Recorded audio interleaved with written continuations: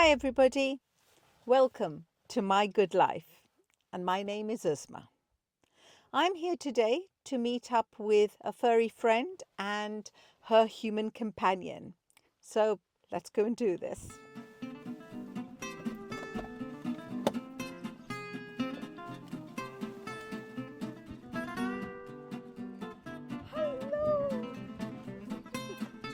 Hello! Hello Pam! Hello Pam!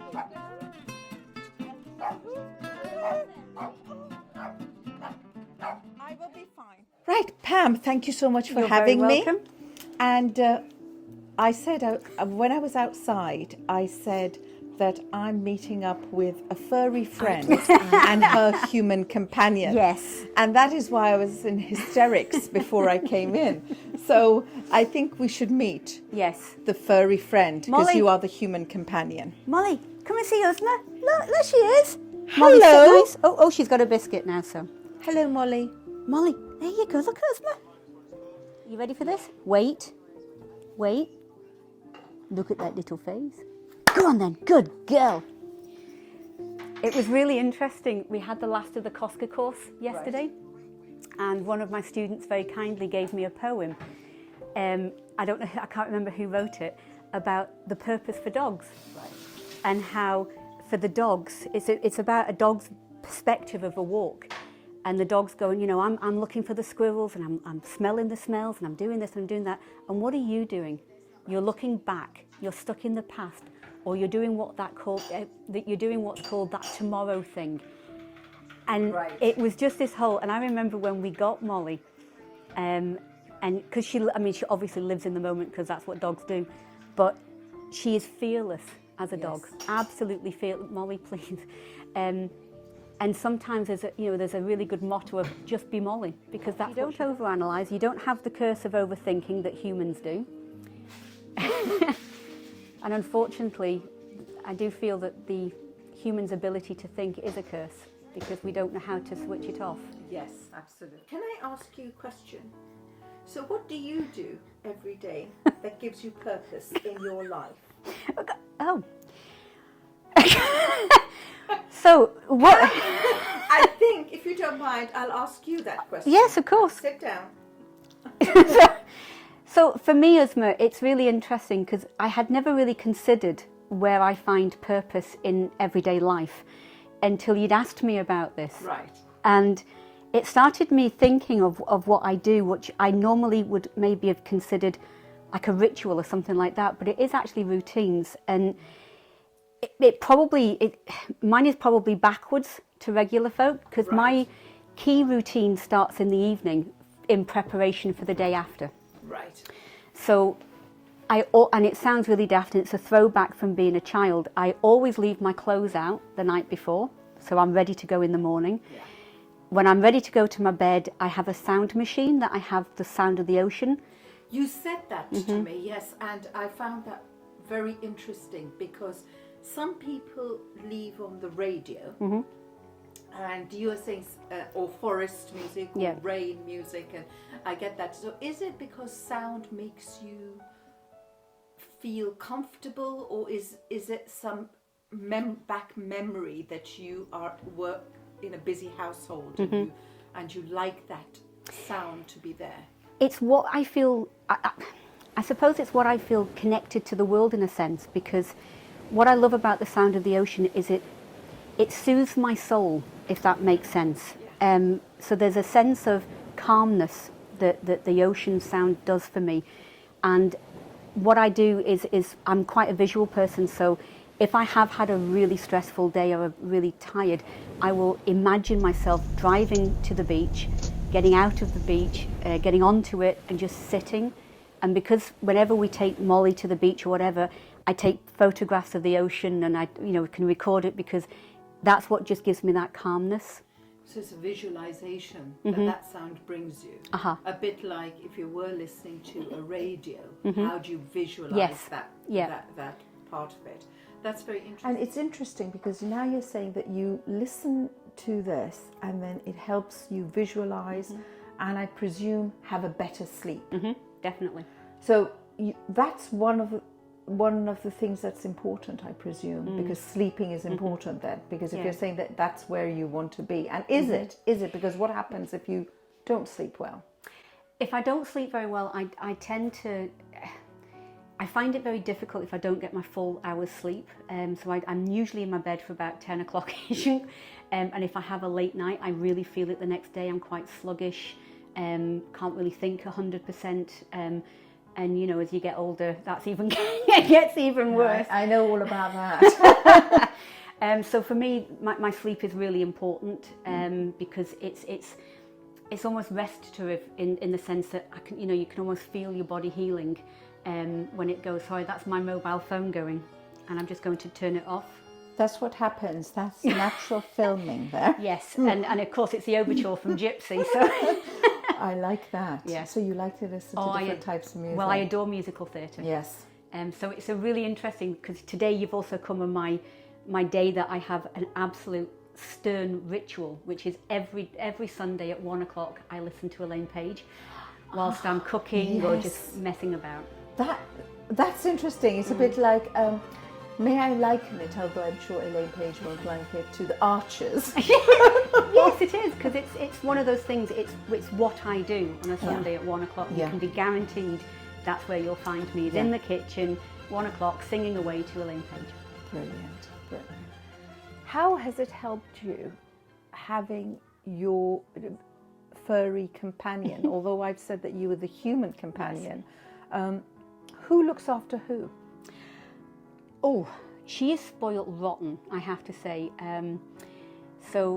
But what I think is important with Molly is that when you have any kind of dog, maybe not so much a cat, but with a dog, you have to get up. You have to put her needs before yours sometimes. And I think what I do, I mean, as much as she is a diva, what Molly does is that she sometimes helps you realise you've just got to stay in that moment. You really do. I find, I'm self-aware enough to know that sometimes, you can get thoughts that race ahead in the future, and they're not very good.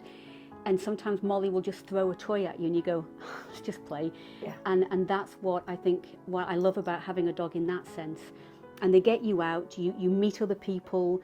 We've made some amazing friends over lockdown that we would never have met before because lives are so busy. But things calmed down and we were a little bit quieter during the pandemic. And you met people, and we discovered the woods at the top of the road. And it was like, oh my God, didn't even know the woods were still there, because houses have been built. So I just assumed all that woodland had gone, and it hasn't.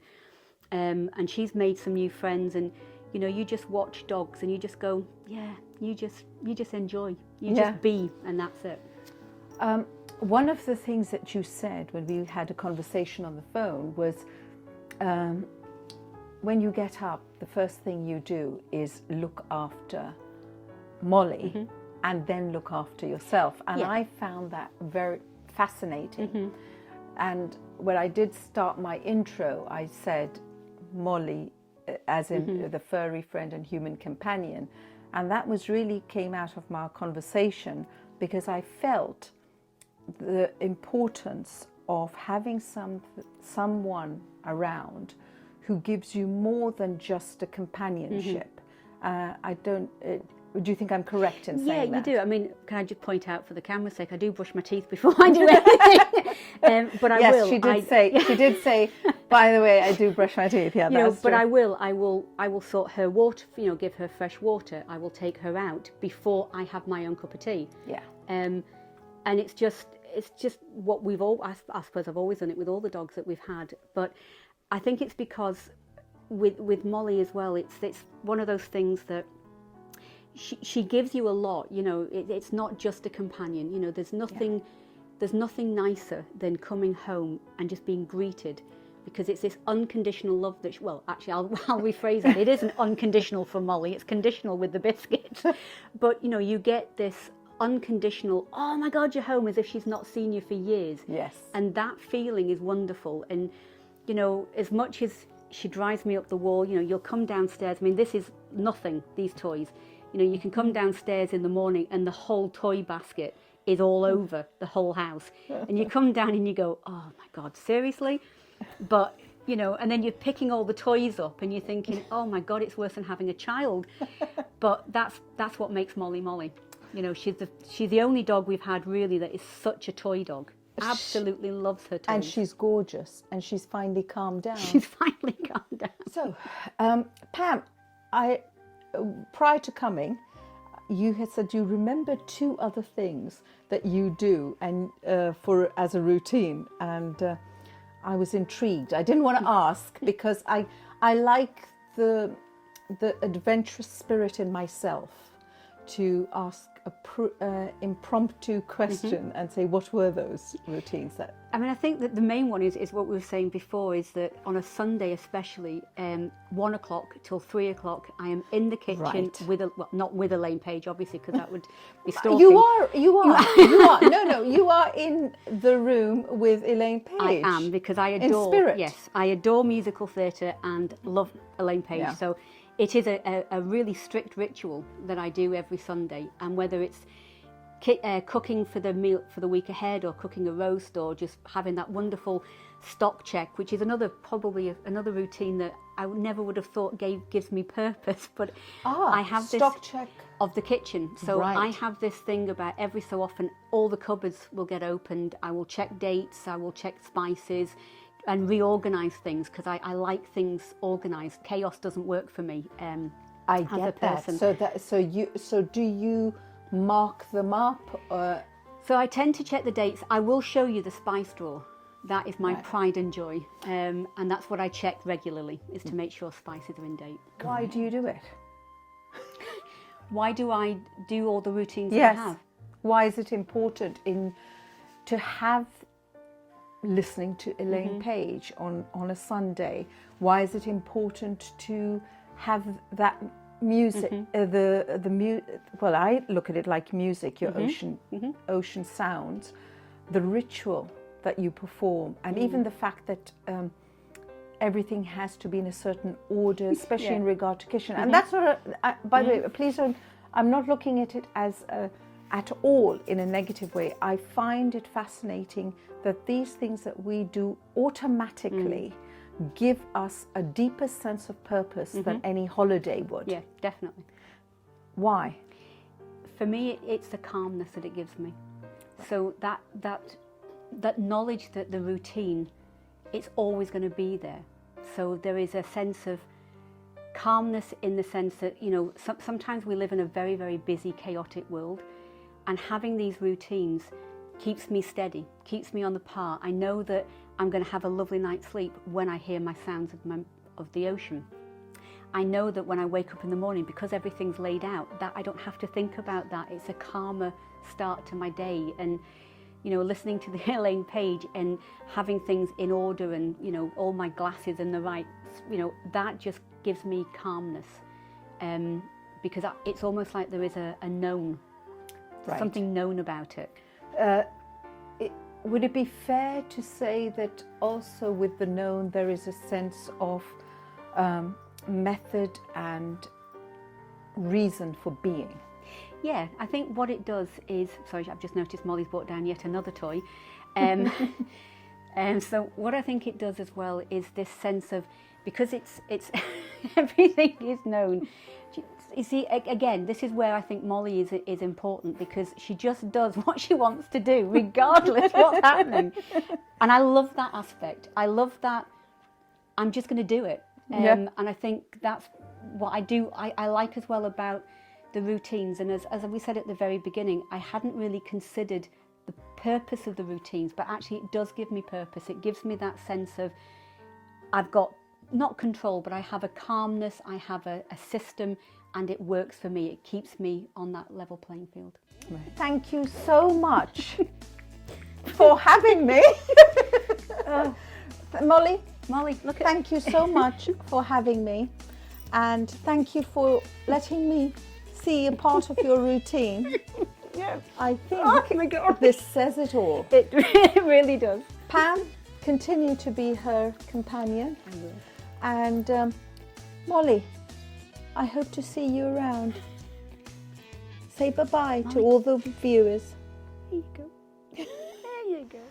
Well, that was very interesting, meeting up with Molly and Pam, and seeing how they complement each other.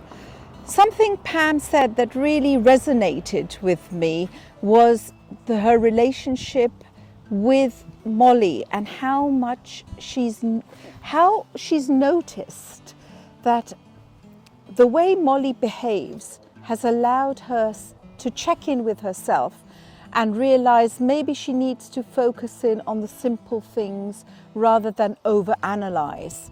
And taking cue from Molly, listen to the sounds around her, which she incorporates as she sleeps and visualizes a peaceful rest, and looking at how her life is organized in a much more simple, structured way. Listening to the radio on certain days gives her a sense of peace and calmness. So both Molly and Pam, thank you so much for allowing me to be part of for allowing me to be part of your journey. And until next time, everybody, goodbye. See you next time.